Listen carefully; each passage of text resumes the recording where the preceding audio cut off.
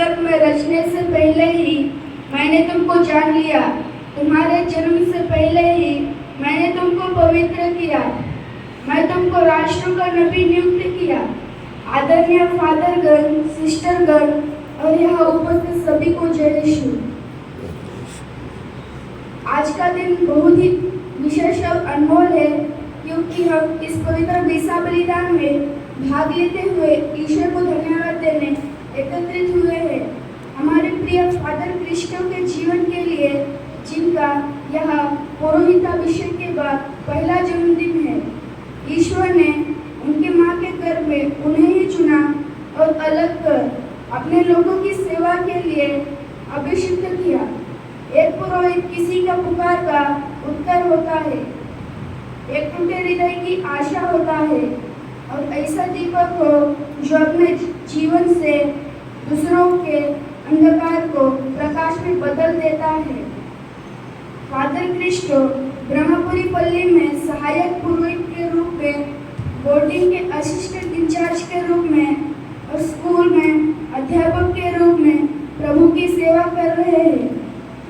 वे बहुत ही विनम्र, सरल और करुणामय आत्मा है, जिनके चेहरे की मुस्कान, उनके स्वभाव की शांति और हृदय की पवित्रता हर किसी को छू लेती है। वे ऐसे मोमबत्ती के समान हैं जो खुद जलकर दूसरों के जीवन में प्रेम और आनंद की सुगंध फैलाते हैं। आज के इस कोलाहल और आत्मा केंद्रित दुनिया में फादर की सरलता और नम्रता वास्तव में ईश्वर का वरदान है। आइए आज हम प्रभु को धन्यवाद दें कि उन्होंने ऐसी युवा और पवित्र हृदय वाले पुरोहित को अपनी सेवा के लिए बुलाया और उन्हें हमारे बीच भेजा। हम प्रार्थना करें कि प्रभु उनका सेवा यात्रा में उनके साथ चले। जब वे पर्वतों की ऊंचाइयों या जीवन की घाटियों से गुजरे, हम उनके माता पिता, भाई और प्रियजनों के लिए भी प्रार्थना करते हैं, जिन्होंने प्रेम पूर्वक उन्हें प्रभु की वेदी पर अर्पित किया, ताकि वे प्रभु के दूत और लोगों के सेवक बन सके। भजन संहिता 23 में हम पढ़ते हैं, प्रभु मेरा चरवाहा है, मुझे किसी बात की कमी नहीं। यह प्रार्थना करते हैं कि यह वचन फादर क्रिस्टो के जीवन में प्रतिदिन पूरा होता रहे। आइए अब हम सब मिलकर पूर्ण श्रद्धा और भक्ति से इस पवित्र मिसा बलिदान में भाग ले और उनके जीवन और मिशन के लिए प्रभु को धन्यवाद करें।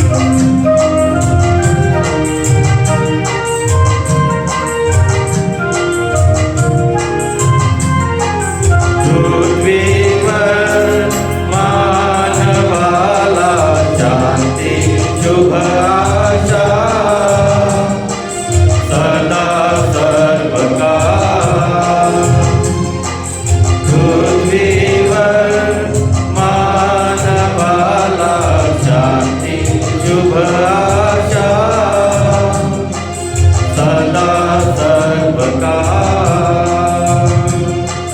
सदा सर्वकाळ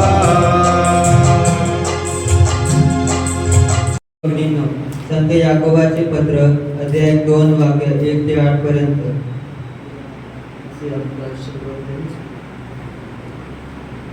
माझ्या बंधूंनो, गर्वशाली प्रभू म्हणजे आपला प्रभू येशू ख्रिस्त याच्यावर विश्वास ठेवणारे तुम्ही तोंड पाहून वागू नका.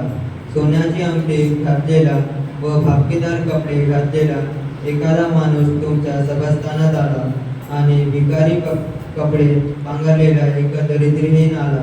तुम्ही भापकीदार कपडे घातलेल्या इस्माकडे पाहून म्हणतो, ही जागा चांगली आहे, इथे बसा. आणि दरिद्राला म्हणतात, तू इथे उभा राहा किंवा माझ्या पायदानाजवळ खाली बस. तर तुम्ही आपल्यामध्ये भेदभाव ठेवतात की नाही आणि द्विचारी न्यायाधीश आणला की नाही. माझ्या प्रिय बंधूंनो, ऐका. लोकदृष्टीने जे दरिद्र आहात त्यांना विश्वासासंबंधाने धनवान होण्यास आणि जे राजा देवाने आपणावर प्रीती करणाऱ्यांना जे नियुक्त केले त्यांचे वारीस होण्यास त्याने निवडलेले आहेत का नाही. पण तुम्ही दरिद्राचा अपमान केले आहे. धनवान लोक तुम्हावर जुलूम करतात आणि तेच तुम्हाला न्यायसभात ओढून येतात की नाही. जे उत्तम नाम तुम्हाला प्राप्त झाले आहे त्यांची निंदा तेच करतात की नाही. तथापि तू आपल्यासारखे आपल्या शेजाऱ्यांवर प्रीती कर. या शास्त्रलेखातील राजमान्य नियम तुम्ही पूर्णपणे पाळत आहात तर ते बरे करतात.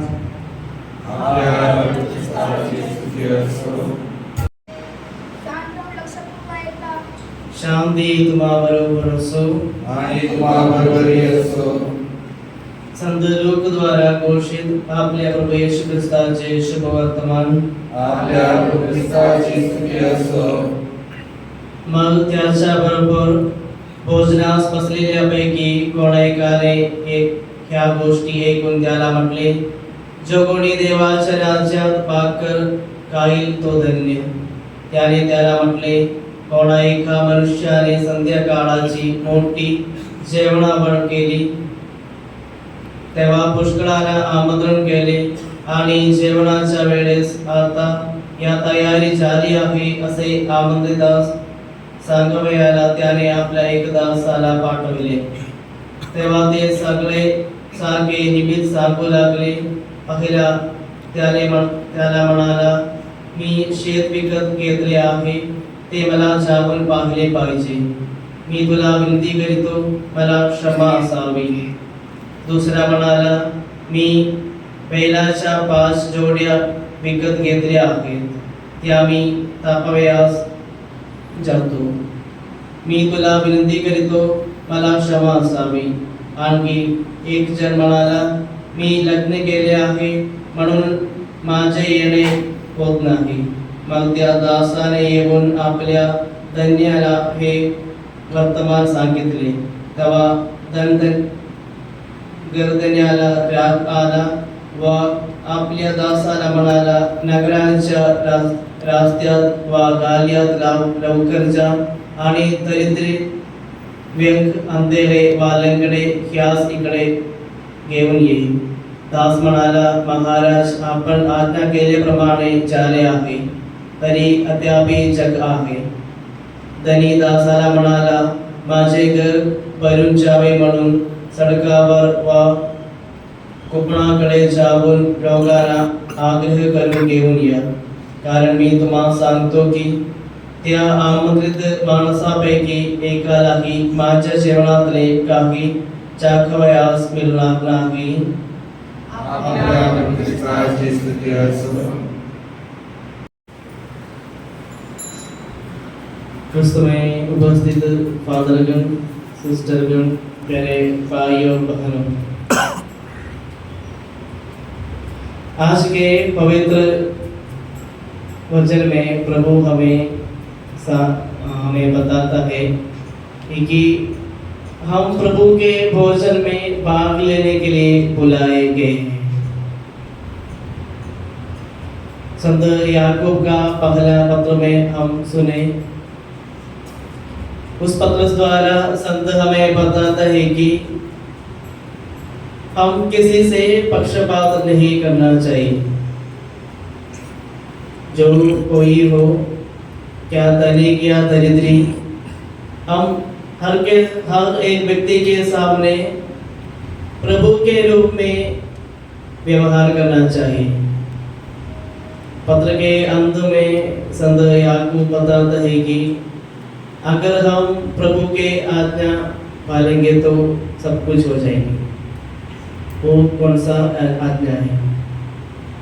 हमारे सामने समान हमारे पड़ोसी को प्यार करना।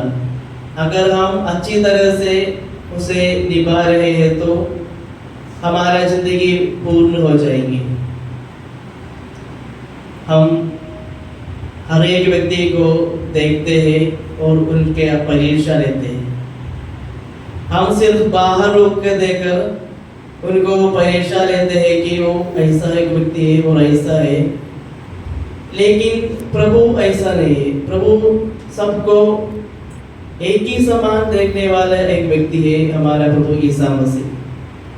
इसलिए वही प्रभु का आंख मिलने के लिए, उस प्रभु का आंख से देखने के लिए हर व्यक्तियों को, जो दरिद्र हो या धनिक हो, बीमारी हो, पीड़ित हो, वो एक अच्छा व्यक्ति हो, सबके सामने एक ही तरह व्यवहार करने के लिए हम सीखना चाहिए। वही संत याकूब अपने पत्र द्वारा हमें बताता है।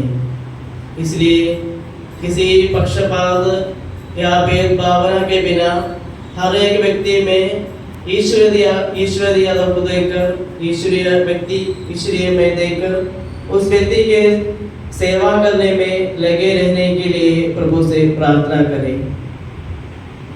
आज के समाचार में प्रभु हमें एक दृष्टांत सुनाता है। उसमें एक धनिक व्यक्ति एक भोजन तैयार किया है और बहुत लोगों को आमंत्रण दिए थे उस भोजन के लिए, लेकिन हर एक व्यक्ति किसी ना किसी बहाना बनकर उस भोजन के लिए नहीं आते हैं। एक व्यक्ति बताते हैं मैं कैद खरीदा हूँ, उसको देखना है, और एक व्यक्ति बताते हैं मेरा शादी अभी तो हुआ है, मुझे आ नहीं सके। तो प्रभु इससे क्या बताते हैं? हमारा प्रभु ईसा मसीह भी हर दिन भोजन तैयार करके हमें बुलाते थे। वो क्या है वो भोजन? प्रभु का भोजन है प्रार्थना, सेवा और पवित्र बलिदान। जब हम हमारा जीवन के हर क्षण में प्रार्थना को छोड़कर और सेवा कार्यों को छोड़कर, पवित्र बलिदान को छोड़कर हम जीते हैं, तो उसी तरह जो बहाना बना के वो भोजन के लिए नहीं आए, उन लोगों की तरह हम जीते हैं।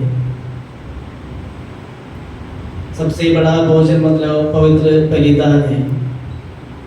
जब हम किसी शादी के लिए जाते हैं, हम किसी शादी या पार्टी के लिए जाते हैं, हम कैसे वो पार्टी या शादी में जाते हैं? हम अपने आप को अच्छी रूप से मेकअप सब करके, पाउडर वगैरह लगाते और अच्छे कपड़े पहन के हम उस शादी में जाते हैं। लेकिन हम सोचना चाहिए, अगर प्रभु हमें हर दिन इस महान भोजन में, पवित्र बलिदान में हमें निमंत्रण देकर हमें बुलाते समय हम कैसे इस पवित्र बलिदान में भाग लेने के लिए आते हैं? क्या हमारे मन को पूरी तरह से तैयार करके पवित्र रहकर आते हैं? क्या हम प्रभु के लिए कुछ तो लेके आते हैं समर्पण करने के लिए? अगर हम पवित्र बलिदान को छोड़कर, सेवा कार्यों को छोड़कर, प्रार्थना को छोड़कर जीते हैं तो हमें स्वर्ग राज्य प्राप्त करने के लिए मुश्किल होगा। इसलिए आइए प्रभु के भोजन में भाग लेने, प्रार्थना में, सेवा में और पवित्र बलिदान में पूरी तरह तैयारी से भाग लेने हम कोशिश करें। इसी कृपा के लिए आज के पवित्र बलिदान द्वारा हम प्रार्थना करें। प्रभु सबको आशीष दीजिए। कई जीवन को अपनाते हुए हमारे बलि में सेवा कार्य तथा पवित्र सुसमाचार की घोषणा करने के लिए आए हैं। तेरी सेवा में उन्होंने खुद को समर्पित किया है। आज उनके जन्मदिन पर हम तुझसे विनती करते हैं कि तू उन्हें अपना स्नेह और भरपूर आशीर्वाद दे। हे प्रभु, उन्हें अच्छा स्वास्थ्य दे, तेरे वचन में दृढ़ता दे और हर दिन अपनी उपस्थिति का अनुभव करवा। जब वे थक जाए तू उन्हें शक्ति दे, जब कभी निराशा आए तू उन्हें आशा दे, और जब वे अकेले महसूस करें तो तू उन्हें अपने प्यार से भर दे, तथा उनके माता पिता, भाई बहनों और सभी रिश्तेदारों को अच्छे से संभालिए। इन्हीं सब मंतव्यों के लिए हम आपसे प्रार्थना करते हैं। हे प्रभु, हमारी प्रार्थनाएं। आज के पूजा विधान में विशेष रूप से फादर क्रिस्टो के लिए प्रार्थना करेंगे। उनके पुरोहिताई अभिषेक के बारे में आज वो उनका पहला जन्मदिन मनाते हैं, तो उनके पुरोहिताई जीवन के लिए, प्रीस्टली मिनिस्ट्री के लिए जो भी जिम्मेदारियां उनको दिए हैं, उन सभी जिम्मेदारियां अच्छी तरह से प्रभु की कृपा से पूरा करने की शक्ति एवं कृपा प्रभु उन्हें प्रदान करें। साथ ही साथ उनके घर के लोगों के लिए, जो भी उनके नजीक के लोग हैं, नियर वंस, उनके लिए विशेष रूप से प्रार्थना करेंगे और उनके जो भी उद्देश्य है उन सभी उद्देश्यों को प्रभु पूरा कर दे। और साथ ही साथ आज हम राखी पर्व यानी रक्षाबंधन का पर्व भी मनाते हैं, तो हम विशेष रूप से हमारे सभी भाई बहनों के लिए प्रार्थना करें। सभी लोग प्यार में एक रहने के लिए, एक दूसरे को प्यार करते हुए, मदद करते हुए, केयर करते हुए आगे बढ़ने के लिए, भाईचारे के साथ अपना जिंदगी जीने के लिए विशेष रूप से हम प्रार्थना करें। हे प्रभु, हमारी प्रार्थना सुन। हे प्रभु, हमारी प्रार्थना सुन।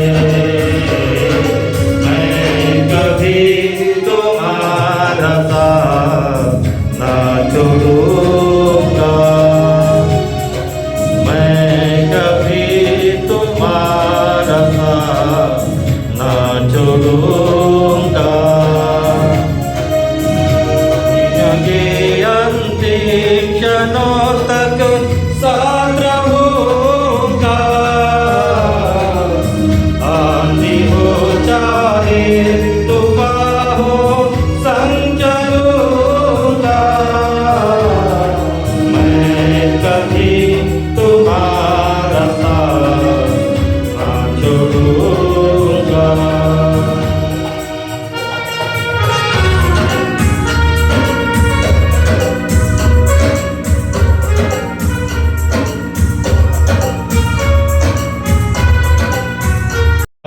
आपण पवित्र जीवनदायाने दिव्य रहस्याद्वारे आपल्या प्रभू येशू ख्रिस्ताची उपासना स्तुती आणि वंदना केली. आपणास तो असे सिद्ध करो की आपण परवशाने सूर्य यरूशलेममध्ये त्या समोर विद्यमान होऊ आणि पवित्रता संगे आनंद करू. त्याच्या कृपेची व अनुग्रहाची सतत वर्षाव होऊ आपणावर साऱ्या विश्वावर ख्रिस्त सभेवर सभा संतानावर आता नेहमी व सर्वकाळ. आमेन.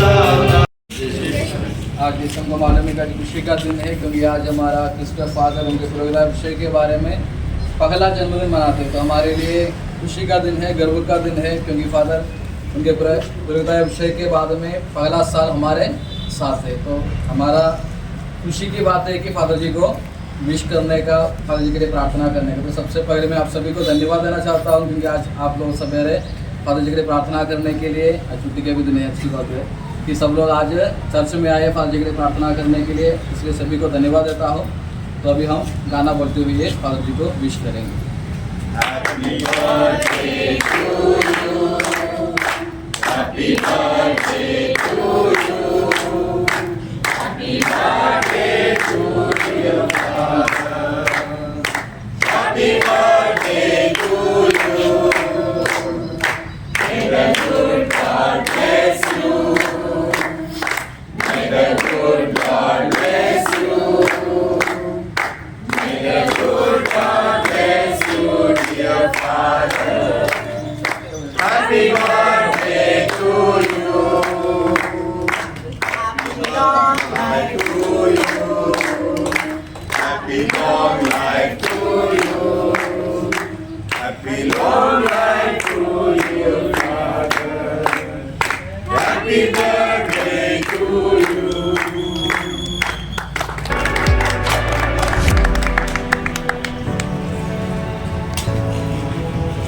अभी एक दिन आके फादर जी की विश कीजिएगा।